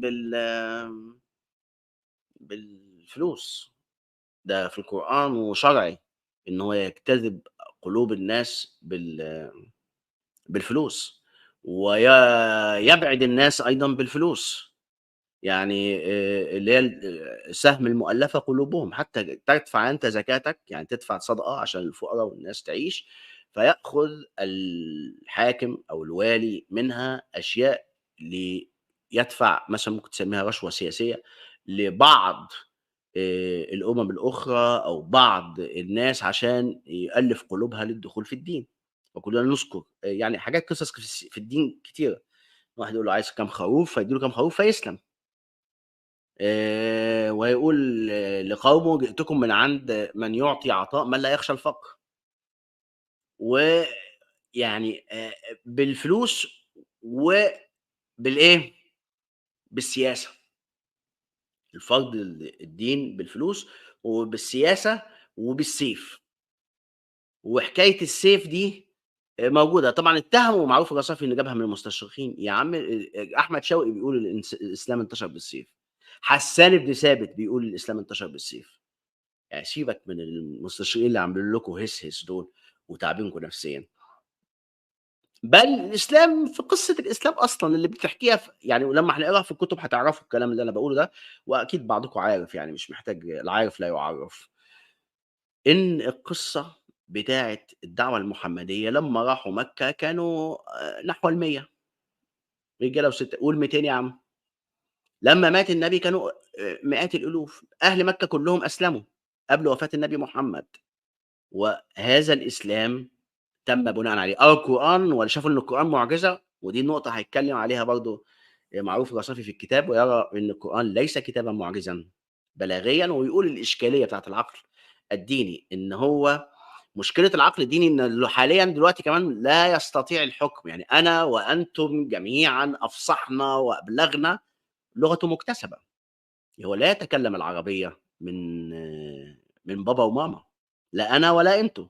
إحنا بنحاول أهو نقرا هنا وهنا وهنا، اللغة ما يسمى بالفُصحى تتطور معانا.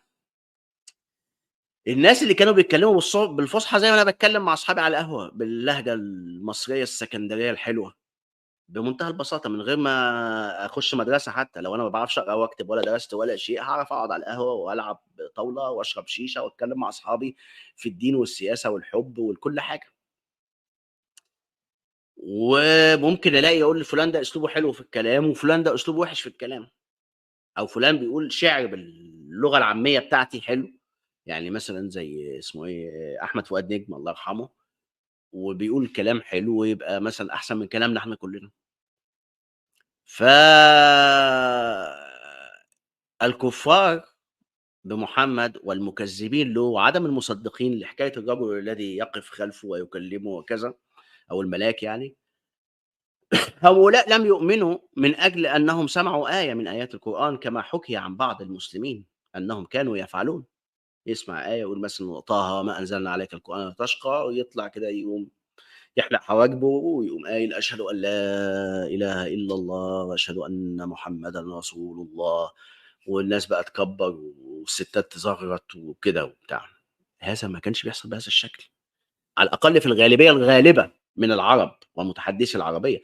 بل كلّهم لم يلبث أن يرتدوا، لم يلبثوا أن يرتدوا بعد وفاة النبي محمد. كثير منهم وادعوا النبوة وعادوا إلى عبادة الأصنام، أقسام منهم يعني. وأقسام منعت الزكاة، وأقسام رفضت الخضوع إلى قريش. أشياء كثيرة حصلت في التاريخ. فالعرب لم تؤمن بمعجزة القرآن. وهكذا ما يقوله معروف الرصافي. وهذا يعني ما تكلمنا عليه قبل ذلك أثناء قراءات في الحضارة العربية الإسلامية. اللي يحب يرجع يرجع من سنوات، كانت في مكتبة ألف. فيا أصدقائي الأعزاء، يتكلم هنا في فصل مطول، ممكن ده يخصص له حلقة يعني نستلهم روح معروف الرصافي، و أيضًا نقول بعض وجهات النظر سواء كانت من كيسنا أو من أكياس الآخرين من الذين تكلموا في نفس ذات الموضوع. ف وإشكال كبير جدًا في إعجاز القرآن إن أنت أقول لك الكتاب ده ليه يا عم أحمد الكتاب ده مُقدّس، فتقول لي الكتاب ده مُقدّس، هو مش كتاب أصلًا دي علبة مناديل بس فوّتوها يعني. هذا الكتاب مش مُقدّس، ده الكتاب عبارة عن إيه، هذا الكتاب مُقدّس لإنه يقول أنه مُقدّس. طب أنت عرفت منين إن الكتاب مُقدّس؟ والله هو قال لي. طب إزاي الكتاب هو يكون الدليل على ذاته؟ زي الكتاب ده محفوظ ليه؟ علشان قال لك إنا له لحافظون، بينما إنا له لحافظون لها معاني أخرى أيضًا، موجودة عند الطبري وغيره، بس يعني تكلمنا عن هذا سابقًا. و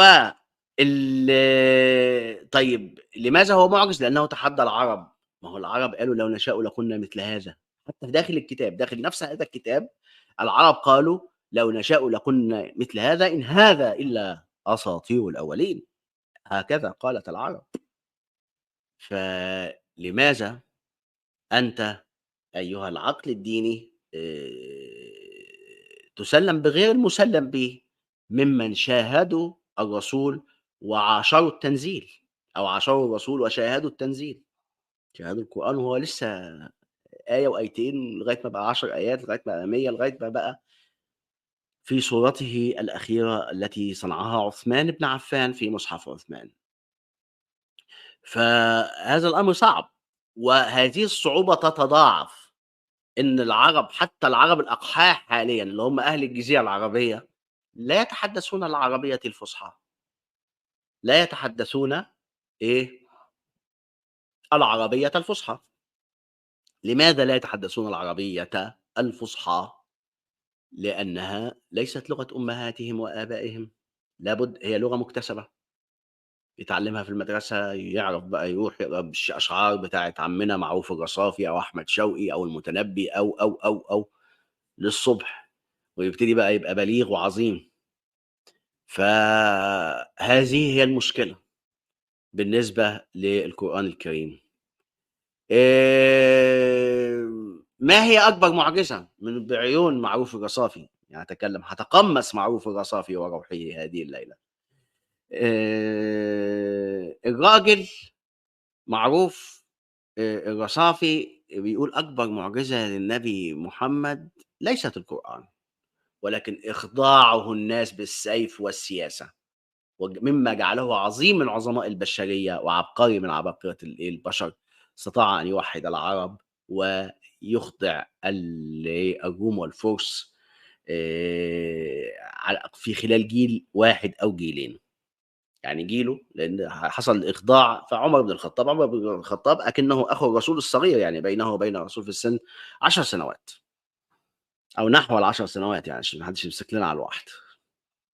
فأكبر معجزة للنبي محمد هي إخضاعه هذا، وإن في دلوقتي 2.000.000,000 إنسان مصدّقه، على الأقل تحت المظلة المحمدية، حتى لو كان ملحدًا فهو تحت هذه المظلة، شاء أو أبى يولع. يعني فاهم إزاي؟ في مظلة صُنعت عبر التاريخ، من هذه المظلة أنت خاضع لها، شئت أو أبيت، شئتِ أو أبيتِ. ممكن تتمرد، ترفض وبتاع، لكن عارف زي اللي أنا أعيش في جلباب أبي كده، لكن أنت داخل هذه المظلة. هل ممكن تتخلّص منها؟ أكيد. طب إزاي؟ حوار بقى تاني ده. آمم، فالكلام يعني والتحليل في المعجزة المحمدية، هذه هي المعجزة المحمدية، استطاعته أن يصنع من الفسيخ شربات، ويحوّل العرب من قبائل متناحرة إلى إمبراطورية، ودفع ثمن هذا حتى أبنائه، بني هاشم أكتر ناس تضررت، على الأقل البيت اللي هو بيت محمد وأبي طالب أكتر ناس تضررت، استفاد أكتر ناس من المشروع الإسلامي حتى قال أبو سفيان قولته الشهيرة، وهي: "لو نعلم أن الأمر سيصير إلى غلمان بني أمية ما قتلنا محمدا." يعني الدولة الأموية. وبعد كده ولاد عمه العباس الذي لم يؤمن إلا بعد يعني سنوات من الدعوة المحمدية، لم يدخل في الإسلام، وكان من الأسرى الموجودين في غزوة بدر. يعني حتى بعد يعني الرسول عاش في المدينة 10 سنين، للسنة التالتة والّا الرابعة كان العباس لسه كافر بنبوة محمد، يرفضها. قبيل فتح مكة دخل العباس في الإسلام، اللي هو أبو عبد الله بن عباس الشهير، وعم النبي، وأبو الدولة العباسية. آآ، فأما حكاية إن المعجزة الكبرى القرآن، هو يرى معروف الرصافي أن هذه أسطورة، أن هذه أسطورة ليست حقيقة، وأن القرآن فيه آيات بليغة وجميلة، وآيات ضعيفة ركيكة كما يقول، وكما قال ذلك من قبله ابن حزم. وقالت المعتزلة أيضًا أن القرآن ليس كله سواء، لا في البلاغة ولا في المعاني ولا في كذا. طب إيه المعجزة؟ قالوا المعتزلة بالصرف، قال ابن حزم بمذهب كده عجيب، لا أزعم أني فهمته تمام الفهم. قال في روح النص وما أعرف إيه، لكن النص فيه آيات يعني فيها تحصيل حاصل وليس وضد البلاغة. زي ما أقول لك إن أنا شُفت طائر يطير بجناحين، هو في طائر بيطير من غير جناحات؟ طائر يطير بجناحين. أو رجل بيمشي برجلين، هو في راجل بيمشي من غير رجلين؟ إلا لو عنده عِلّة أو يعني عنده شلل أو مريض، فهيمشي مثلًا بكرسي متحرك أو ما شابه. لكن الناس كلّها بتمشي برجليها والطيور كلّها بتطير، لكن حتى الطائر ما عندوش جناحات كهربائية، يعني الطيور كلّها بتطير بجناحات، واللي ما عندوش جناحه مكسور ما بيطيرش. فابن حزم ينتقد هذا، ده كلام مش الرصافي بالمناسبة، كلام ابن حزم في الفصل في الملل والنحل لمّا قرأناه مع بعض من سنوات. سُنّة قراءة الكتب دي، ولكن يعني نحاول نقراها بعقل مفتوح وقلب مفتوح. قرينا الجبرتي مع بعض قبل كده، قرينا لابن كمونة قبل كده، قرينا لليهودي، وقرينا كتب كثيرة في مختلف يعني المواضيع، بعضها حتى فلسفة وغيرها. المهم، النبي محمد معجزته الأساسية هي عقليته العبقرية السياسية، والقدرة على إخضاع العرب بتلاقة وسائل للإقناع. الإقناع باللسان، الإقناع بالفلوس، الإقناع بالسيوف. واستطاع أن يخضع العرب أجمعين بهذا، ثم تفلتوا، ثم أعاد الكرة عليهم مين؟ أبو بكر الصديق. وكانت الكرة بالسيف فقط. يعني بينما كان النبي محمد يستخدم الوسائل الثلاثة، أبو بكر استخدم السيف فقط. وبعد ذلك عمر عمل بقى مشروع الفتوحات الذي تكلمنا عنه أيضا في قراءات في الحضارة العربية الإسلامية، فيرجع إليها الراجعون. أيضًا قُلنا حكاية كسب الأنصار بالسيف والأموال، وبدأ ينتقد في بعض الأشياء في مكونات النص الديني. يعني لا أستطيع أن نقترب من الساعة، ممكن نخلّي ده موضوع الحلقة القادمة. اختلاق نقد النص الديني من حيث نسخ اللفظ والمعنى، وكانت هناك حرية للنبي محمد. غابت هذه الحرية عن العقل الديني التقليدي، العقل الديني السياسي، وده كلام يعني الزعماء السياسيين البرجماتيين بالمعنى الجيد للبرجماتية أو حتى السيء. زي معاوية مثلًا، زي عمر بن الخطاب، زي هارون الرشيد، استطاعوا السيطرة على أمور العباد والبلاد بهذه الحرية التي كانت توجد عند النبي محمد ما يسمى النسخ والتعديل. بيني وبين الناس شعرة، إذا شدوها أرخيتها، وإذا أرخوها شددتها. يعني بمنتهى البساطة. فكانت هذه خصيصة في الخصائص المحمدية، وكانت أيضًا في رجال السياسة الناجحين، يعني حتى في غير الأمة الإسلامية والعربية. عبقرية محمد عند الرصافي، وهو سبق بها العقاد، ولا أظن العقاد اطلع عليه، أكيد كان يعرف بالرصافي أكيد. العقاد بينه وبينه في الوفاة يعني 45 65 يعني حوالي 20 سنة بينهم في الوفاة، يعني متعاصرين طبعًا، واللي أكيد ممكن زار مصر أنا ما عنديش معلومات مؤكدة التقى بالعقاد والّا لأ، لكن فكرة عبقرية محمد موجودة عند الرصافي كاتب كتاب سنة 33. يعني هكذا موقّع في الفالوجة أحد المدن العراقية الشهيرة، طبعًا ليست أقل شهرة من بغداد والبصرة والكوفة، فلكن يعني قايل الفالوجة سنة 33 أو 34 يعني موجود في متن الكتاب.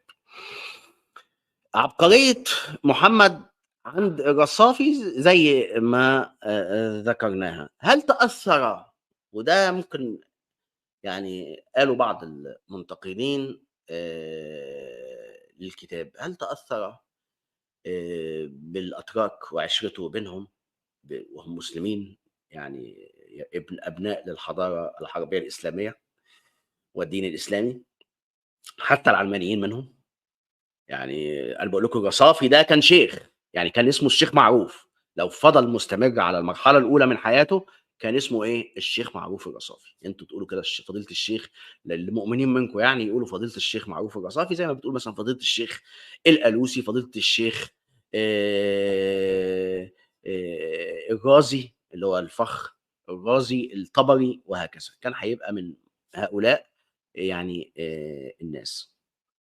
وبقيت هنا نقطة ممكن قبل ما نخلّص، في حاجات كتير محضّرها أنا، بس يعني لأ الوقت انتهى، ويعني يعني ممكن نقول النقطتين دي في حكاية إن يعني تصوير محمد أنه شريك للإله، وأنه يعني طبعًا وانتقاد بعض الطقوس الوثنية من وجهة نظر الرصافي في الإسلام، إرضاؤه للعرب بهذه الطقوس، يعني زي طقوس الحج مثلًا أو كذا. وإن محمد جعل اسمه مقرون، إن عشان تخش في الإسلام لابد تجعل هناك شخصين مهمين جدًا في حياتك، الله في السما ومحمد في الأرض، يعني الله مش موجود في الأرض، مش موجود وجود فعلي يعني، حتى عند بعض المذاهب اللي هي بتنسب إلى التجسيم، يقول لك الله فوق في السما قاعد، ومحمد هو يعني أو من ينوب عن محمد هو موقّع عن هذا الإله الذي في السماء. فجعل النبي محمد إن هو نَفْسه شريك للإله في الدين، وهذا ما جعل يعني بعض الناس تنزعج، يعني طَب أنا مؤمن بالله ومؤمن بمكارم الأخلاق، لماذا علي أن أتبع هذا الرجل فقط؟ فيرفضون هذا يعني بعض الناس. برضه تصوير محمد للجنة والنار وقصص الكتاب المقدس، وده موضوع كبير جدًا.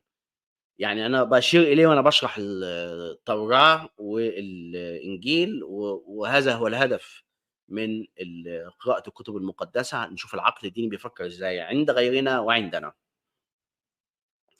وخصوصًا غيرنا لمّا يكون اليهود والنصارى ده هم المصادر بتاعة الدعوة المحمدية وفقًا لمعروف الرصافي أو غيره. فجنة النبي محمد وجنة ونار النبي محمد هذه يعني غير موجودة في النصوص السابقة عليه، يعني ما فيش حتى في النصوص المحرفة ولا الغير محرفة من وجهة نظر رجال الدين المعاصرين، لا يوجد وصف للجنة والنار كالوصف الذي جاء في القرآن بهذه التفاصيل الدقيقة للحور العين والكواعب أتربة والأنهار من الجنة في يعني وصف حكاية النهرين بتوع النيل والفرات دول إن هم في الكتاب المقدس في سفر التكوين على ما أذكر، ولكن في الإسلام هنجد أن الوصفات حتى أحيانًا في بعض الأحاديث الصحيحة أو المنسوبة للسان النبي محمد من رجال الحديث أو علماء الحديث كما يسمون، يقولوا إن الجماع قد إيه. وصف الصدر ثدي المرأة شكله إيه، مقعدتها شكلها إيه، فرجها الذكر بتاع الراجل ده شكله إيه، يعني أشياء يعني فوق الخيال، وأشياء ما كانتش موجودة في الأديان السابقة. ف يعني هذا الإبداع هل هو من هذا الرجل الذي كان يوحي إلى النبي محمد أم من عقل النبي محمد أم من ماذا؟ هذه علامات استفهام يضعها معروف الرصافي وغير الرصافي الحقيقة. أيضًا موضوع المستشرقين، موضوع المستشرقين وتأثيرهم عليه، يعني أو الأتراك والمسلمين. أنا أرى أن هذا الموضوع يعني من نقاط القوة وليس نقاط الضعف، وإن إحنا علينا نشوف بقى وإحنا بنتكلم وبنحكي الحدوتة المحمدية في هذه القناة المتواضعة، وب يعني بمنتهى التواضع نشوف الناس بتقول إيه ونشتبك معاهم، مهم جدًا. وهذا الذي يجعل القراءة قراءة نقدية، مش واحد بيحكي حدوتة. الحواديت حلوة، ولكن الحلو تحليل الأحلى تحليل الحواديت، إن إحنا نحللها ونفصفصها كده، ونقعد كده نمزمز ونفكر إزاي القصص دي كانت كذلك. يعني أظن كده يسكت شهريار عن الكلام المباح. ألف ليلة وليلة. وبعد كده نبدأ في قراءة السيرة النبوية اللي فيها جوانب كتير جميلة وعطرة، وجوانب كتير تثير علامات الاستفهام، وأحيانًا الشك، أحيانًا النقد، ونناقش العقل الديني. وبالمناسبة يعني قبل ما أرفع الجلسة أقول أنه ليس من الضروري لكل من ينتقد العقل الديني، لأن العقل الديني يطرح نفسه كحل للمشاكل البشرية، وكأن كل إنسان مطالب أنه يقبله، فكل إنسان مطالب أيضًا بأنه ينقده حتى يرى إن كان يقبله أو يرفضه، فليس بالضرورة بمكان كما يزعم بعض الواهمون الجهلاء أنه حتى تنتقد. يعني إحنا مش بندرس كيميا ممكن أنت تعيش حياتك كلها ما لكش دعوة بالكيميا.